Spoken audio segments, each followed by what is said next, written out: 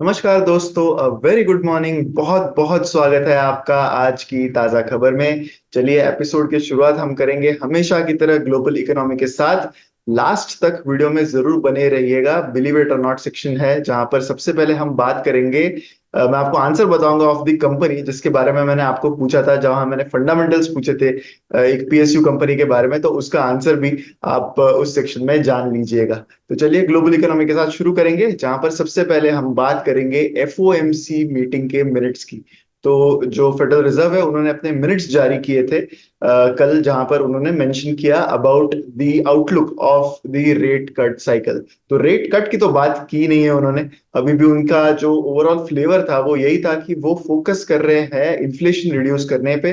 उन्होंने एक लाइन जरूर यहाँ पर कही थी, जहां पर मिनट्स में उन्होंने ये बताया कि जो भी फेडरल रिजर्व की जो कमिटी है जिन्होंने ये डिसीजन लेना था, उन्होंने इनके जो पार्टिसिपेंट्स है उन्होंने यही नोट किया कि अभी भी इन्फ्लेशन को 2% तक लाना ओवर द मीडियम टर्म ये प्रायोरिटी है। एंड जो रिसेंट डेटा है उससे उनका कॉन्फिडेंस अब तक नहीं बढ़ा है कि ये 2% तक आएगा। तो they are referring to the inflation rate जो वहां पर दिखाई दे रहा है।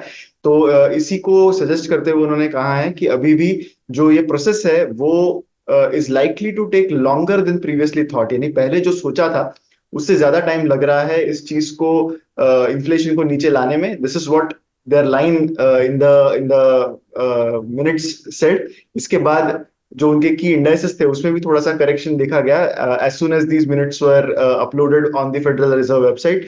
तो ओवरऑल यही फ्लेवर नजर आ रहा है कि अभी भी सारा जो फोकस है वो इसी पर है कि पॉलिसी थोड़ी सी टाइटन भी की जा सकती है अगर जरूरत पड़े तो। पर मेन प्रायोरिटी इसकी इन्फ्लेशन को अभी भी वो 2% तक लाने की कोशिश करने वाले हैं ओवर द मीडियम टर्म। तो वो फोकस एकदम क्लियर है। अभी भी रेट कट्स के बारे में उतनी बातें अब तक नहीं हो रही है, so that still remains a thing जो शायद टाइम ले सकता है टू हैपन।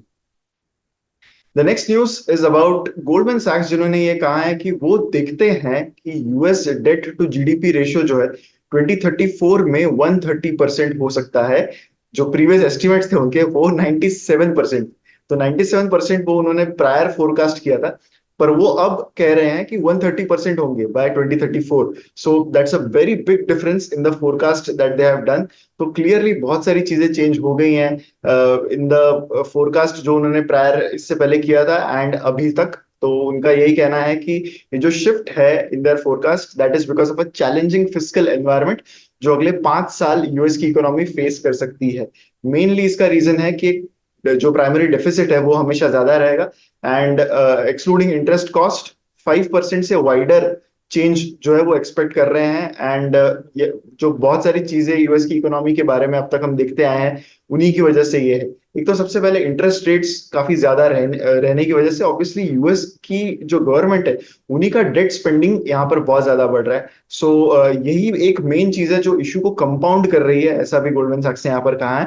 एंड इसके अलावा करंट यूएस कंडीशंस जो है उसमें पॉलिटिकल मोमेंटम जो आ रहा है उससे डेफिसिट रिडक्शन के जो कंसर्न्स है वो करंटली काफी ज्यादा है। एंड इससे ओवरऑल जो सस्टेनेबिलिटी है ऑफ फिस्कल ट्रेजेक्टरी वो थोड़ी सी अनक्लियर नजर आ रही है फॉर द नेक्स्ट 5 इयर्स।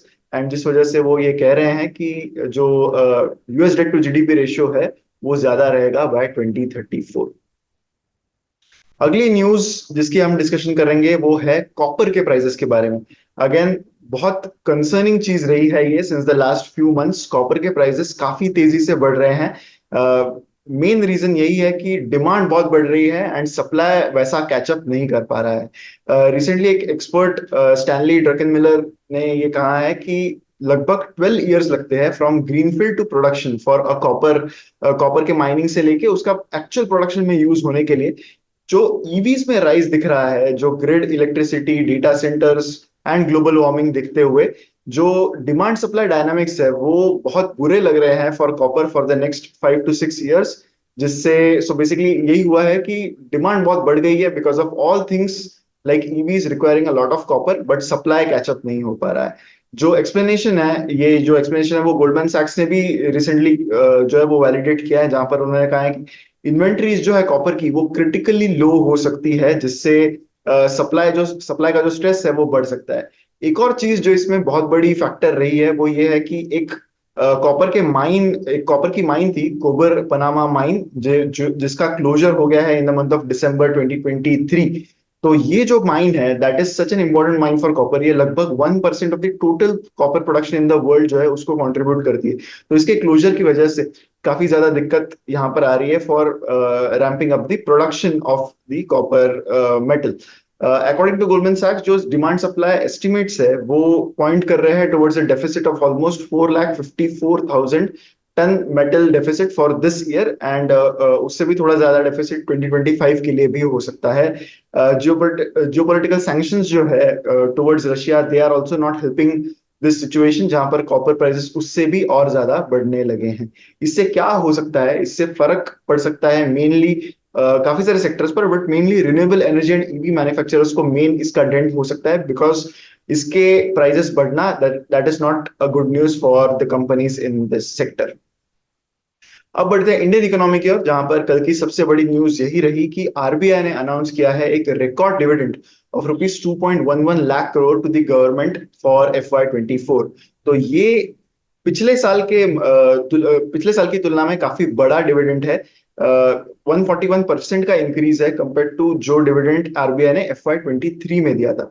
इसके अलावा जो कंटिजेंसी रिस्क बफर है, CRB जिसे कहते हैं, तो वो भी हाइक कर दिया गया है टू 6.5% फ्रॉम 6%। तो पिछले साल का जो फिगर था जहां पर आरबीआई ने जो डिविडेंड ट्रांसफर किया था सेंटर को, दैट वाज अराउंड 87,000 करोड़। तो वहां से ये काफी बड़ा जंप दिख रहा है। जो इंटरिम बजट था उसमें गवर्नमेंट ने ये प्रोजेक्ट किया था कि वो एक्सपेक्ट कर रहे हैं कि इस साल उनको डिविडेंड की फिगर जो है वो 1.02 लाख करोड़ आएगी। तो ना सिर्फ FY 23 के कंपैरिजन में, बल्कि गवर्नमेंट के खुद के एस्टिमेट्स के कंपैरिजन में ये अमाउंट काफी बड़ी आई है। थियोरेटिकली एक हायर डिविडेंड जब आता है तो सारे जो कंसर्न्स है, सारे जो लोगों के क्वेश्चंस है रिगार्डिंग दिस न्यूज, वो इसी पर बेस्ड है कि इसका क्या असर होगा। ज्यादा डिविडेंड दे दिया है आरबीआई ने तो इसका क्या असर होगा। तो थियोरेटिकली स्पीकिंग इससे सेंटर जो है वो अपना जो फिस्कल डेफिसिट का टारगेट है उसी को हेल्प करने की कोशिश करेगी। एंड जो भी न्यूली इलेक्टेड गवर्नमेंट आएगी आफ्टर द इलेक्शन रिजल्ट्स, तो उनके लिए एक बहुत बड़ा कह सकते हैं शॉट इन द आर्म है, यानी यहाँ पे उनको एक बहुत बड़ी हेल्प मिलेगी in the form of this dividend. हर साल आरबीआई का ट्रांसफर होता है डिविडेंड का टू द सेंट्रल गवर्नमेंट, जिससे सरप्लस जो है which is basically from the surplus generated from the investments. तो आरबीआई ने जो भी फॉरेन इन्वेस्टमेंट्स किए थे फॉरेन सिक्योरिटीज में, उन्हीं पर उनको ज्यादा यील्ड मिलने की वजह से ये डिविडेंड की अमाउंट जो है वो ज्यादा आई है। And that is one main reason why the dividend amount has been very big for this financial year. Stock wise updates की ओर बढ़ते हैं, जहां पर हम कुछ रिजल्ट्स की बातें यहां पर करेंगे। सबसे पहले बात करते हैं पावर ग्रिड के Q4 रिजल्ट्स की, जहां पर उनका जो नेट प्रॉफिट है that has come down by 3.5% to rupees 4,000 crore. जहां तक रेवेन्यू की बात आती है, वो भी थोड़ा सा कम होता हुआ नजर आया है। अराउंड 12,000 करोड़ के आसपास का रेवेन्यू है, जबकि पिछले क्वार्टर में, यानी पिछले साल के सेम क्वार्टर में अराउंड 12,285 करोड़ का था। तो थोड़ी सी गिरावट हमें रेवेन्यू में भी दिख रही है। जहां तक EBITDA की बात आती है तो वो भी 6% से गिर गया है इस क्वार्टर में टू अराउंड 10,488 करोड़। तो EBITDA में भी थोड़ी सी गिरावट। ओवरऑल ठीक ठाक रिजल्ट से थोड़ा सा एक्सपेक्टेशन था कि Q4 का रिजल्ट पावर ग्रिड जैसी कंपनी के लिए उतना अच्छा नहीं रहेगा, but it can be said कि अलोंग एक्सपेक्टेड लाइंस ही रिजल्ट आया है। ज्यादा वोलेटिलिटी इनके रिजल्ट्स में होती नहीं है, बहुत बड़ा मूव ऑन दी अपसाइड और डाउनसाइड कभी भी इनके रिजल्ट्स में दिखता नहीं। And same seems to be continuing in this quarter as well. अगला रिजल्ट जिसकी हम बात करेंगे वो है ग्लैंड फार्मा, जिनका Q4 रिजल्ट कल डिक्लेयर हुए थे। नेट प्रॉफिट कंपनी का 145% से बढ़ गया है to rupees 192 crore. Main reason इसका यही है कि पिछला जो ईयर ऑन ईयर क्वार्टर था वो बहुत ही पुअर बेस था, जहां पर कंपनी का बहुत सारे क्वार्टर्स में सबसे पुअरेस्ट परफॉर्मेंस रहा था। So that is one main reason कि इस क्वार्टर में इतना अच्छा परफॉर्मेंस रहा है। कंपनी का जो रेवेन्यू है वो भी लगभग डबल हो गया है compare to the Q4 of FY 23। लगभग 1,500 करोड़ का रेवेन्यू कंपनी ने इस क्वार्टर में किया है। EBITDA की जहां तक बात आती है तो वो भी अच्छा खासा फिगर आया है इस क्वार्टर में, 360 करोड़ के आसपास का जो EBITDA है कंपनी का, which is up from around 170 crore जो Q4 FY 23 में आया था। तो हालांकि बेस बहुत वीक था, लेकिन फिर भी this is better than expectation performance from gland pharma. जो ओवरऑल एक्सपेक्टेशंस थे फार्मा सेक्टर के पॉइंट ऑफ व्यू से, तो उससे काफी अच्छा परफॉर्म किया है। तो मैनेजमेंट का ये कहना है कि बहुत अच्छा रिबाउंड आया है उनके बेस बिजनेसेस में। एक और चीज ये है कि उन्होंने इस दौरान एक काफी मेजर एक्विजिशन भी कंप्लीट किया है। जेनेक्सी के जो कंपनी है यूरोप में, उसका एक्विजिशन उन्होंने कंप्लीट किया है। तो first full year of having Cenexi in their portfolio for Gland Pharma ये रहा था। तो काफी डायनामिक लैंडस्केप ऑफ बिजनेस होने के बावजूद कंपनी ने एक अच्छा परफॉर्मेंस डिलीवर किया है, ऐसा मैनेजमेंट का यहाँ पर कहना है। अगला रिजल्ट जिसकी हम बात करेंगे that is max health care, जिनके Q4 के रिजल्ट्स आए हैं। नेट प्रॉफिट जो है कंपनी का वो गिर गया है by 3% to 311 crore. Overall revenues have grown well, 16% से रेवेन्यू कंपनी के बढ़ गए हैं to around 1800 crore. Bed occupancy जो है on a like to like basis वो इस Q4 में 75.1% रही। ये थोड़ी सी कम हो गई है largely because of capacity constraints, ऐसा मैनेजमेंट ने कहा है। आरपॉप यानी average revenue per occupied bed, जो एक बहुत इंपॉर्टेंट मेट्रिक है हॉस्पिटल कंपनीज को एनालाइज करने के लिए, तो उसमें और इंप्रूवमेंट देखी गई है इस क्वार्टर में। एंड इस क्वार्टर के लिए ये फिगर अराउंड 78,000 रहा था। So that is the average revenue per occupied bed per day for the company in this quarter. So एक काफी अच्छी इंक्रीज यहाँ पर देखी गई है। ये सेम आरपॉप का जो फिगर है वो Q4 FY23 में 70.7 थाउजेंड रुपीज था।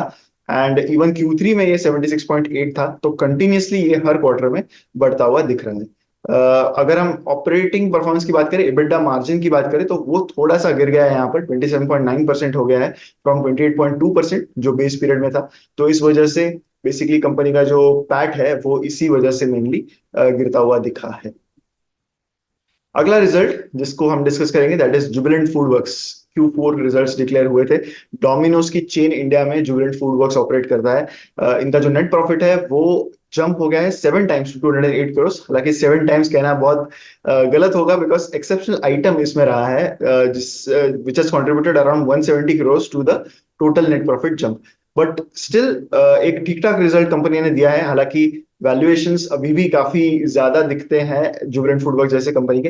रेवेन्यूज की अगर हम बात करें तो 24% से इंक्रीज रहा है। So that is why I am saying कि एक काफी अच्छा क्वार्टर इस क्वार्टर में कंपनी का रहा compare to some of the earlier quarters जहां पर कंपनी की ग्रोथ उतनी अच्छी नहीं रही।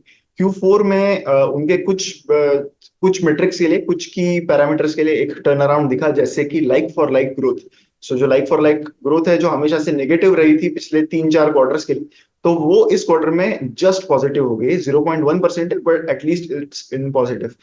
इसके अलावा कुछ acquisition of Domino's operations in Turkey, Azerbaijan, Georgia जैसे कंट्रीज में, इससे उनकी जो प्रॉफिटेबिलिटी की ट्रैजेक्टरी है वो थोड़ी सी इंप्रूव हुई है। इस पूरे साल में 356 नए स्टोर्स कंपनी ने खोले, जिससे उनका जो टोटल नेटवर्क है वो 3000 स्टोर्स के ऊपर चला गया है। लाइक फॉर लाइक ग्रोथ अगर टोटल बेसिस पर भी 0.1% हो, लेकिन जो डिलीवरी बिजनेस है, डिलीवरी के जो लाइक फॉर लाइक ग्रोथ है that was at 7.8%। And new brands ने 1.4% कंट्रीब्यूट किया है। Overall volumetric growth and market share growth दोनों अच्छी रही, ऐसा कंपनी के मैनेजमेंट का कहना है। And they continue to innovate new products and portfolios on both value and premium products, दोनों में वो इनोवेट करने की कोशिश आगे भी करने वाली। So that concludes the news for the day. अब हमारा फाइनल सेक्शन पर हम बढ़ेंगे, that is the believe it और नॉट सेक्शन। तो जो कंपनी जिसकी मैं बात कर रहा था, जहां पर प्रोमोटर होल्डिंग मोर देन 75% है, क्रेडिट रेटिंग जिसका D है, फंडामेंटल्स में कोई खास ग्रोथ नहीं है, रेवेन्यूज भी नहीं बढ़ रहे हैं, प्रॉफिट्स भी कुछ खास नहीं बढ़ रहे हैं, लेकिन स्टॉक प्राइस पिछले एक साल में 3 टाइम्स हो गया है। तो ये कंपनी है ITI लिमिटेड। काफी सारे लोगों ने इसको करेक्टली गेस किया। बहुत सारे answers were about BHEL as well, Bharat heavy electricals limited as well, जो काफी क्लोज भी है। सिर्फ प्रोमोटर होल्डिंग उनकी 75% से ज्यादा नहीं है। बाकी all parameters are quite similar to this company ITI limited, but the answer is ITI limited. आगे बढ़ते हैं बिलीव इट और नॉट सेक्शन में। आज हम किसकी बात करेंगे? आज हम बात करने वाले हैं गेम स्टॉप के बारे में। तो गेम स्टॉप के रिलेटेड बहुत सारी बातें पिछले हफ्ते में हुई थी, एंड उसके भी पिछले हफ्ते में हुई थी जब रोरिंग किटी ये account was back on social media. तो अब चीजें वापस बहुत चेंज हो गई। अगर हम गेम स्टॉक के बारे में बात करें तो रैली उसकी जो थी, जो स्टॉक लगभग $10 से लेके लगभग $60-70 तक आई गेस चला गया था। तो वहां से वो 75% ऑलरेडी गिर चुका है फ्रॉम इट्स पीक। एंड बहुत सारे जो रीजंस है इस पर स्पेकुलेशन जताया जा रहा है।